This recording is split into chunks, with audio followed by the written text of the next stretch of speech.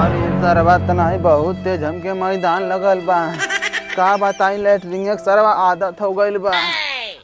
ए बुढ़ा का जहरे जहरे पड़त हो जा खगी नहीं आईता।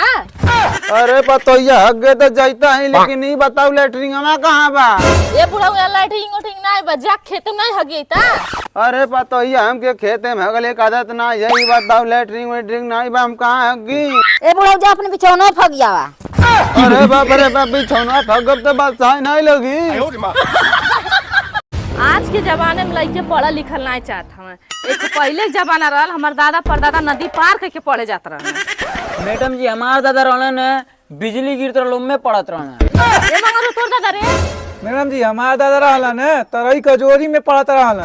करे के तोर दादा रे मैडम जी हमारा दादा रहना ना तो गंगा भर देख के उनके जरा तलु वहीं पढ़ लेते रहना। एटे पर तेऊ पढ़ ले ना तो तेऊ पर दादा खान गोबरे फेंकबे। ए माई तू का काटत हियो? लड़ाई काटत है। ती लड़ाई का करबू? मड़ाई छवाई। अरे एगो झमऊ काट दा हमू मड़ाई छवाली। अच्छा चल तोरो काट देबा।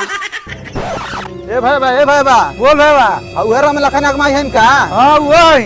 अरे भाई हमारे उधार पैसा भाई ना दिलवे आके लड़ाई काट दिया तन चल बे। ए राम लखन अगमाई का हो बाबू? ई बताओ राम लखना कहाँ बा?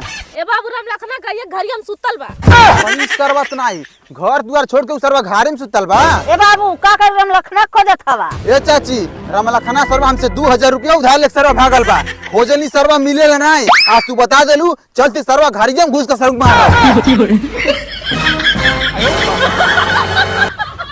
का बताई हमार बतोइया इतना सैनिया घोर घोर के मरवावतिया पता नहीं का करे मरवावतिया हमके कुछ समझम नहीं आवता। ए बुढ़ाऊ सैनिया मारे सीख गई ना। अरे बतोइया सीख गइल बानी थोड़ा सा और बाकी बा। हां जल्दी सीखावन बहुत कागज साइन करे बा। ए बतोइया रुकबी ई बताओ हमके सैनिया मारे कहीं सिखावत बाड़ी। ए बुढ़ाऊ हाउ जन 10 बीघा तोरे नामे जमीनिया बाने वो सैनिया मारवा अपने नामे करवा।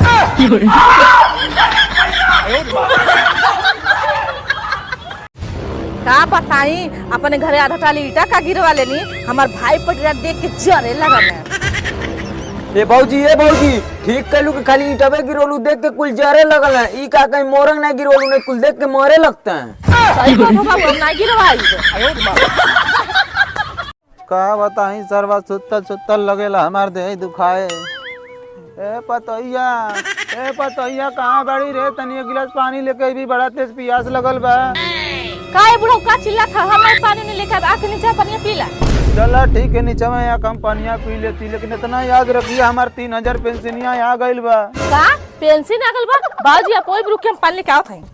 हाँ लेके आवा पैसा में इतना ताकत होला के बड़ा बड़ा हस्ती झुक जाला। तू तो बस्ती में रहे वाला ठमेहरारू हो।